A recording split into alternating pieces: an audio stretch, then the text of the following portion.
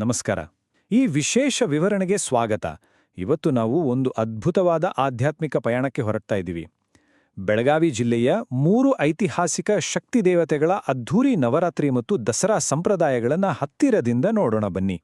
ಇದು ಸುಮ್ಮನೆ ಒಂದು ಹಬ್ಬದ ಆಚರಣೆಯಲ್ಲ, ಬದಲಾಗಿ ಸಾವಿರಾರು ವರ್ಷಗಳಿಂದ ನಮ್ಮ ನೆಲದಲ್ಲಿ ಹರಿದು ಬಂದಿರೋ ಭಕ್ತಿಯ ಮಹಾಪೂರ. ಬನ್ನಿ, ಕರುನಾಡಿನ ಈ ಅದ್ಭುತ ಪರಂಪರೆಯ ಬಗ್ಗೆ ಸಂಪೂರ್ಣವಾಗಿ ತಿಳ್ಕೊಳ್ಳೋಣ. ಇವತ್ತು ನಾವು ಕವರ್ ಮಾಡ್ತಿರೋ ವಿಷಯಗಳು ಹೀಗಿವೆ. ಮೊದಲಿಗೆ ಕರುನಾಡ ದೇವತೆಯರ ನವರಾತ್ರಿ, ಆಮೇಲೆ ಸುಳೆಬಾವಿ ಮಹಾಲಕ್ಷ್ಮಿ ದಸರಾ, ಅದಾದ್ಮೇಲೆ ಚಿಂಚಲಿ ಮಾಯಕ್ಕನ ವಿಜಯದಶಮಿ, ಹಾಗೆ ಸವದತ್ತಿ ಯಲ್ಲಮ್ಮನ ದೀಪೋತ್ಸವ ಮತ್ತು ಕೊನೆಯಲ್ಲಿ ಈ ಭಕ್ತಿಯ ಸಂಭ್ರಮದ ಒಟ್ಟಾರೆ ನೋಟ. ಮೊದಲಿಗೆ ಕರುನಾಡ ದೇವತೆಯನ ನವರಾತ್ರಿ ಬಗ್ಗೆ ನೋಡೋಣ. ನಮ್ಮ ಉತ್ತರ ಕರ್ನಾಟಕದ ಬೆಳಗಾವಿ ಭಾಗದಲ್ಲಿ ಶಕ್ತಿ ದೇವತೆಗಳ ಆರಾಧನೆಯಂದ್ರೆ ಅದೊಂದು ಬೇರೆಯದ್ದೇ ಲೆವೆಲ್ನ ಭಕ್ತಿ. ಇಲ್ಲಿ ಸೇರೋ ಜನಸಾಗರ, ಅವರ ಶ್ರದ್ಧೆ, ಆಚರಣೆಗಳ ಬೃಹತ್ ಸ್ವರೂಪ ನಿಜಕ್ಕೂ ಎಂಥವರನ್ನಾದ್ರೂ ಬೆರಗುಗೊಳಿಸುತ್ತೆ. ಈ ಹಬ್ಬದ ಟೈಮ್ಲೈನ್ ಹೇಗಿರುತ್ತೆ ಅಂತ ನೋಡೋದಾದ್ರೆ, ಅಕ್ಟೋಬರ್ 10ಕ್ಕೆ ಘಟಸ್ಥಾಪನೆ ಮತ್ತು ದೇವಿ ಪುರಾಣದ ಮೂಲಕ ಉತ್ಸವ ಶುರುವಾಗುತ್ತೆ. ಆಮೇಲೆ ಅಕ್ಟೋಬರ್ 18ರ ಹೊತ್ತಿಗೆ ಆಯುಧ ಪೂಜೆ ಹಾಗೂ ರಾತ್ರಿ ಜಾಗರಣೆ ಇರುತ್ತೆ. ಫೈನಲಿ ಅಕ್ಟೋಬರ್ 19ಕ್ಕೆ ವಿಜಯದಶಮಿ ದಿನ ಸಿಡಿಮದ್ದುಗಳ ಮೆರವಣಿಗೆಯೊಂದಿಗೆ ಈ ಹಬ್ಬ ಪೀಕ್ ಸ್ಟೇಜ್ಗೆ ಹೋಗುತ್ತೆ. ಈಗ ನೇರವಾಗಿ ನಮ್ಮ ಮೊದಲ ತಾಣಕ್ಕೆ ಹೋಗೋಣ. ಅದೇ ಬೆಳಗಾವಿ ತಾಲೂಕಿನ ಇತಿಹಾಸ ಪ್ರಸಿದ್ಧ ಸುಳೆಬಾವಿ ಮಹಾಲಕ್ಷ್ಮಿ ದಸರಾ. ಸುಳೆಬಾವಿಯಲ್ಲಿ ದಸರಾ ಶುರುವಾಯಿತು ಅಂದ್ರೆ ಬರೋಬ್ಬರಿ 9 ದಿನ ಕಂಟಿನ್ಯೂಯಸ್ ಆಗಿ ದೇವಿ ಪುರಾಣ ನಡೆಯುತ್ತೆ. ಅದರಲ್ಲೂ ಆ ಖಂಡೇ ಪೂಜೆ ದಿನ ಇಡೀ ದೇವಸ್ಥಾನವನ್ನ ತಳಿರು, ತೋರಣ, ಲೈಟ್ಸ್ನಿಂದ ಹೇಗೆ ಅಲಂಕಾರ ಮಾಡಿರ್ತಾರೆ ಅಂದ್ರೆ ನೋಡೋಕೆ 2 ಕಣ್ಣು ಸಾಲ್ದು. ವಿಜಯದಶಮಿಯ ದಿನ ಬರೋ ಸಾವಿರಾರು ಭಕ್ತರಿಗೆ ಅಲ್ಲಿ ಮಹಾಪ್ರಸಾದ ಕೂಡ ಇರುತ್ತೆ. ಅಕ್ಷರಶಃ ಹಬ್ಬದ ವಾತಾವರಣ ಕಳೆಗಟ್ಟಿರುತ್ತೆ. ಇಲ್ಲೊಂದು ಇಂಟ್ರೆಸ್ಟಿಂಗ್ ವಿಷಯ ಇದೆ. ಇಲ್ಲಿ ನಡೆಯೋ ಬನ್ನಿ ಮಹೋತ್ಸವದ ರೂಟ್ ಮ್ಯಾಪ್. ಸಂಜೆ ಬನ್ನಿ ಮುಡಿಯುವಾಗ ಲಕ್ಷ್ಮೀದೇವಿ ಮತ್ತು ಕಲ್ಮೇಶ್ವರ ಮೂರ್ತಿಗಳನ್ನ 2 ಬೆಳ್ಳಿ ಪಲ್ಲಕ್ಕಿಗಳಲ್ಲಿ ಕೂರಿಸ್ತಾರೆ. ಅದನ್ನ ಕಲ್ಮೇಶ್ವರ ಗುಡಿಯಿಂದ ಸಕಲ ವಾದ್ಯಗಳೊಂದಿಗೆ ಮೆರವಣಿಗೆಯಲ್ಲಿ 1 ಕಿಲೋಮೀಟರ್ ದೂರ ಇರೋ ಸೀಮಿ ದೇವಸ್ಥಾನಕ್ಕೆ ತರ್ತಾರೆ. ಅಲ್ಲಿ ಬನ್ನಿ ಮುಡಿದು ಉಡಿ ತುಂಬಿದ್ಮೇಲೆ ಅದೇ ಪಲ್ಲಕ್ಕಿಗಳು ಮತ್ತೆ ಊರ ಬೀದಿಗಳಲ್ಲಿ ರಾರಾಜಿಸ್ತಾ ವಾಪಸ್ ಬರ್ತವೆ. ಇದನ್ನ ನೋಡೋದೇ ಒಂದು ಕಣ್ಣಿಗೆ ಹಬ್ಬ. ಬನ್ನಿ ಈಗ ನಮ್ಮ ಮುಂದಿನ ನಿಲ್ದಾಣದ ಕಡೆ ಹೋಗೋಣ. ರಾಯಬಾಗ ತಾಲೂಕಿನ ಚಿಂಚಲಿ ಮಾಯಕ್ಕನ ವಿಜಯದಶಮಿ.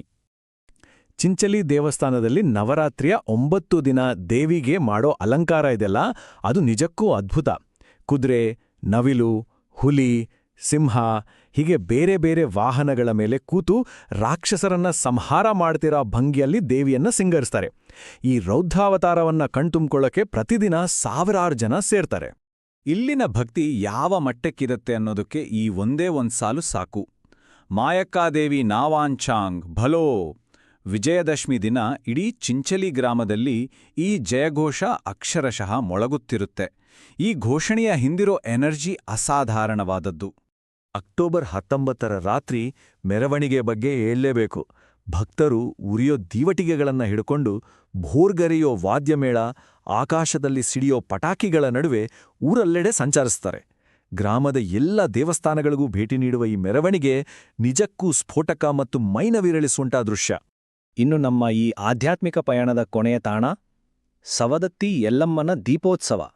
ಇಲ್ಲಿನ ನವರಾತ್ರಿಯಾಚರಣೆ ಕಂಪ್ಲೀಟಾಗಿ ವಿಭಿನ್ನವಾಗಿದೆ. ಇಲ್ಲಿ ಹಬ್ಬಕ್ಕೆ ಚಾಲನೆ ಸಿಗೋದೇ ದೀಪದಿಂದ. ಮುಖ್ಯ ಆರತಿಯಿಂದಲೇ ನವರಾತ್ರಿಯ ಅಖಂಡ ದೀಪವನ್ನ ಬೆಳಗಿಸ್ತಾರೆ.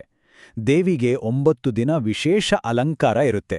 ಅದರಲ್ಲೂ 3, 5, 7 ಮತ್ತೆ 9ನೇ ದಿನ ಭಕ್ತರು ಈ ಅಖಂಡ ದೀಪಕ್ಕೆ ಎಣ್ಣೆ ಸುರಿಯೋ ಮೂಲಕ ತಮ್ಮ ಹರಕೆ ತೀರಿಸ್ತಾರೆ.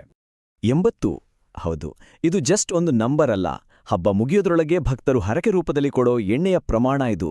ಬರೋಬ್ಬರಿ 80 ಬ್ಯಾರಲ್ಗಳಿಗೂ ಅಧಿಕ ಎಣ್ಣೆ ಕಲೆಕ್ಟ್ ಆಗುತ್ತೆ ಅಂದ್ರೆ ಅಲ್ಲಿನ ಜನರ ಅಪಾರ ಭಕ್ತಿ ಯಾವ ಮಟ್ಟಿಗಿದೆ ಅಂತ ನಾವೇ ಊಹಿಸ್ಕೊಡಲ್ವಾ? ಕೊನೆಯದಾಗಿ ಭಕ್ತಿಯ ಸಂಭ್ರಮ. ಈ 3 ಪುಣ್ಯಕ್ಷೇತ್ರಗಳನ್ನ ನಾವೀಗ ನೋಡಿದ್ವಿ. ಒಂದೇ ಪ್ರಾಂತ್ಯ, ಒಂದೇ ಹಬ್ಬ, ಆದ್ರೆ ಆಚರಣೆಗಳು ಎಷ್ಟು ಭಿನ್ನವಾಗಿವೆ ನೋಡಿ. ಒಂದ್ಕಡೆ ಸುಳೆಬಾವಿಯ ಶಾಂತ ಸುಂದರ ಬೆಳ್ಳಿ ಪಲ್ಲಕ್ಕಿಯ ಮೆರವಣಿಗೆ, ಇನ್ನೊಂದ್ಕಡೆ ಚಿಂಚಲಿಯ ಉರಿಯೋ ದೀವಟಿಗೆ, ಪಟಾಕಿಗಳ ರೌದ್ರಾವತಾರದ ರಾತ್ರಿ ಮೆರವಣಿಗೆ. 2 ಬೇರೆ ಬೇರೆ ಕಡೆಗಳಲ್ಲಿ ಜನ ತಮ್ಮ ಅಗಾಧವಾದ ಭಕ್ತಿಯನ್ನ ಎಷ್ಟೊಂದು ಯುನೀಕಾಗಿ ಎಕ್ಸ್ಪ್ರೆಸ್ ಮಾಡ್ತಾರೆ ಅನ್ನೋದು ನಿಜಕ್ಕೂ ಅದ್ಭುತ. ಹಾಗಾದ್ರೆ ಇವೆಲ್ಲ ನಮ್ಗೆ ಏನನ್ನ ಹೇಳುತ್ತೆ? ಇಂದಿನ ಮಾಡರ್ನ್ ಯುಗದಲ್ಲೂ ಕೂಡ ಈ ಮಟ್ಟಿಗಿನ ಸ್ಥಳೀಯ ಆಚರಣೆಗಳು, ಸಾವಿರಾರು ವರ್ಷಗಳ ಈ ಸಂಪ್ರದಾಯಗಳು ಇಂದಿಗೂ ಅದೇ ಶಕ್ತಿ, ಅದೇ ಭಕ್ತಿಯೊಂದಿಗೆ ಉಳಿಸ್ಕೊಂಡಿವೆ ಅಂದ್ರೆ ಅದು ನಮ್ಮ ಸಂಸ್ಕೃತಿಯ ಬೇರುಗಳು ಎಷ್ಟು ಗಟ್ಟಿಯಾಗಿವೆ ಅನ್ನೋದನ್ನ ತೋರಿಸುತ್ತೆ. ಈ ರೋಮಾಂಚಕ ಆಧ್ಯಾತ್ಮಿಕ ಪಯಣದಲ್ಲಿ ಜೊತೆಯಾಗಿದ್ದಕ್ಕೆ ಧನ್ಯವಾದಗಳು. ಮತ್ತೊಂದು ಇಂಟ್ರೆಸ್ಟಿಂಗ್ ವಿಷಯದೊಂದಿಗೆ ಮುಂದಿನ ವಿವರಣೆಯಲ್ಲಿ ಸಿಗೋಣ. ಅಲ್ಲಿಯವರೆಗೆ ನಮಸ್ಕಾರ.